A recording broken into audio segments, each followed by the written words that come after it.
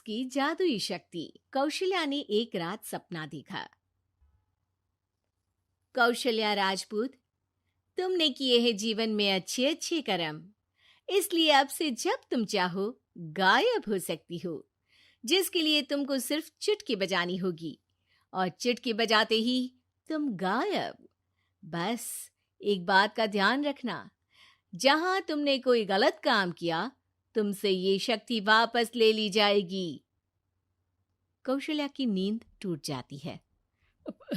ये कैसा सपना था? गायब हो जाऊंगी मतलब?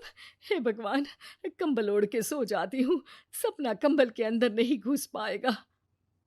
कौशल्या डर के मारे कंबल ओढ़ के सो जाती है। सुबह कौशल्या मंदिर जाने लगती है। अरे बहू, जल्दी चल, भिखारियों को खाना भी तो खिलाना है। हाँ माँ जी, अभी आई। आज तो खीर और पूरी बने हैं, सब खुश हो जाएंगे। दोनों सास बहू कार से खाने का सामान लेकर मंदिर पहुंचते हैं और भगवान की आराधना के बाद मंदिर के बाहर बैठी भिखारियों को खाना खिलाने लगते हैं। दीदी, आप हर हफ्ते आते हो, इतना सारा करते हो हम लोगों के लिए। मैं आपके लिए रोज अलग से दुआ मांगता हूँ। ये तो फर्ज है हमारा। दीदी, थोड़ी पैसों की मदद हो जाती तो अच्छा होता। बड़े चौराहे पे मेरी बीवी भीख मांगती है, उसका इलाज करवाना है, 100-200 रुपए लग जाएंगे।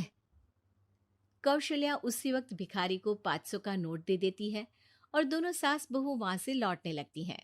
तभी कौशल्या को कोई शंका होती है। अब बहू रुक, तो मैं भी आई। कौशल्या वापस वहीं जाती है तो देखती है कि भिखारी वहां है ही नहीं। कौशल्या को रात का सपना याद आता है। वो चुटकी बजा के गायब हो जाती है और सीधे भिखारी के पास पहुंचती है, पर भिखारी को वो दिखाई नहीं देती। कौशल्या देखती है कि भिखारी उन पैसों से शराब खरीद रहा है और कौशल्या उसे वहीं एक चाटा मारती है। अरे कौन है बे? एक और चाटा पड़ता है। अरे कौन है? कौन है?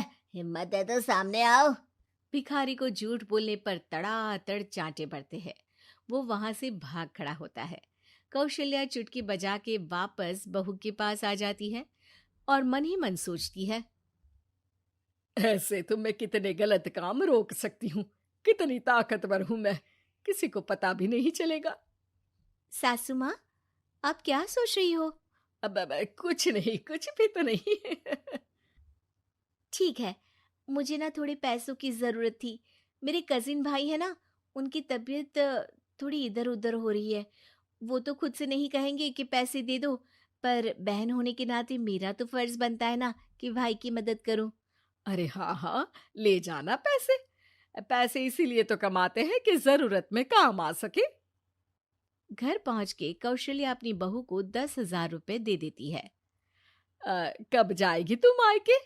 अम, कल शाम की ट्रेन है। दोनों काम में लग जाती हैं। तभी काम वाली दीदी वहां आती है। आज ना मैं आप लोगों के लिए पनीर बनाऊंगी। ठीक है, मंगवा लेती हूँ पनीर। पड़ोस की दुकान वाला पनीर दे जाता है और काम वाली बाई पनीर से रेसिपी बनाने लगती है।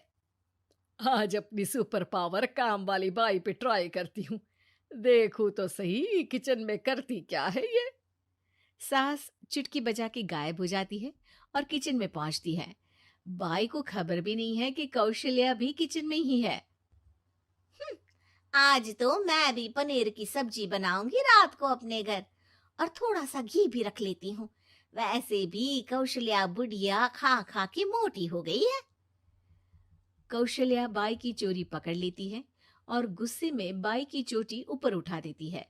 बाई को समझ भी नहीं आता कि उसकी चोटी खड़ी कैसे हो गई। वो डर के मारे चीख पड़ती है। बहू भागते हुए किचन में आती है। अरे क्या हुआ? ये तुम्हारी चोटी खड़ी कैसे है? करंट लग गया है क्या? पता नहीं, शायद किचन में ना भूत है।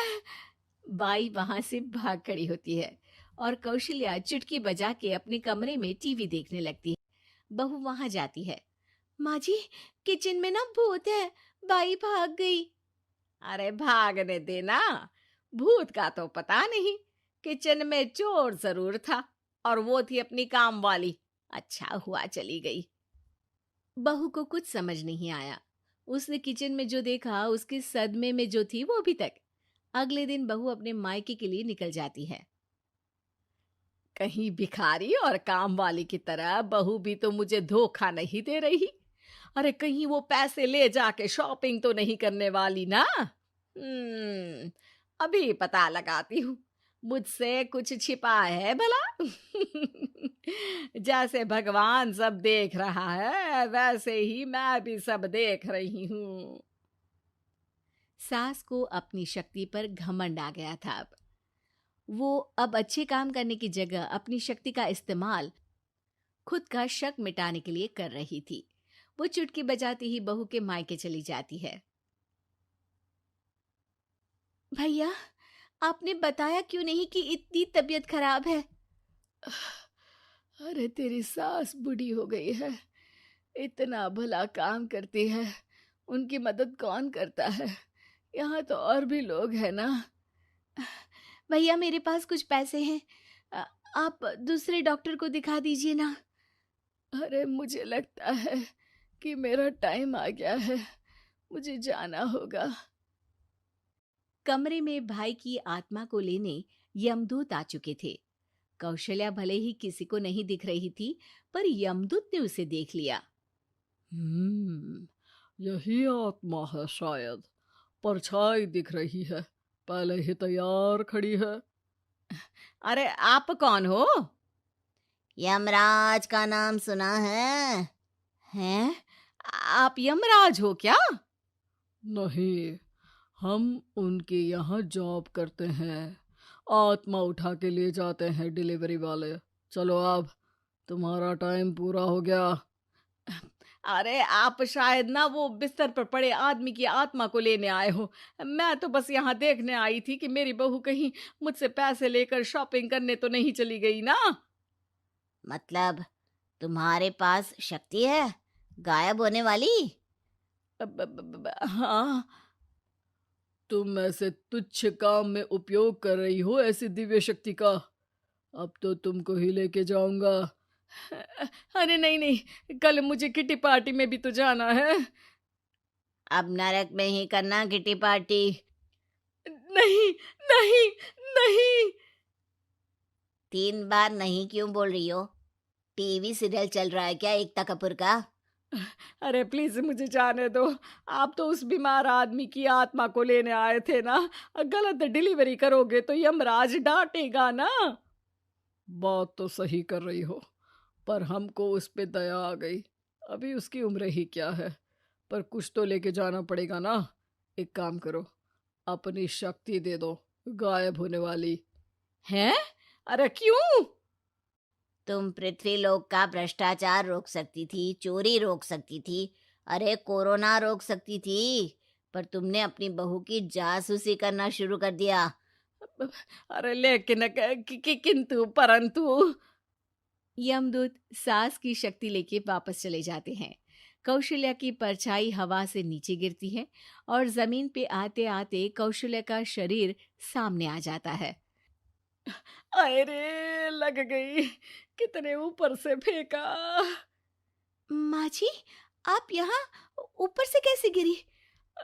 अरे समधन जी, आप अचानक कमरे में। सब घबरा जाते हैं। सास बहू को सारी बात बता देती है। ये लो आपके 10,000 रुपये। आपको मुझ पे इतना भी भरोसा नहीं है?